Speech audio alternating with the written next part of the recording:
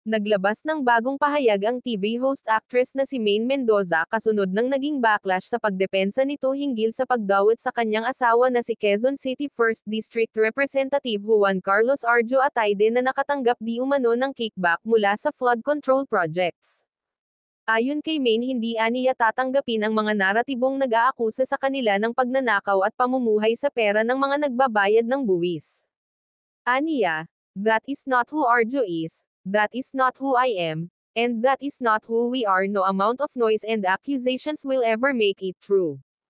Tiniyak din ni Maine na kung totoo mang nagkasala si Arjo ay hindi nito ipagtatanggol o pagtatakpan ang asawa. "I'll end with this. Not all politicians are corrupt, some are just convenient targets. The real villains are celebrating quietly in the shadows." Iginiit din niya na ang kanilang kayamanan ay ganap na nagmumula sa kanilang personal na trabaho at ipon, hindi galing sa buwis ng mga tao. Binigyang diin din ni Maine ang kanyang kumpiyansa sa due process, at sinabing patutunayan ni Arjo ang kanyang pagiging inosente, at hinimok ang publiko na hintayin ang katotohanan na lumabas.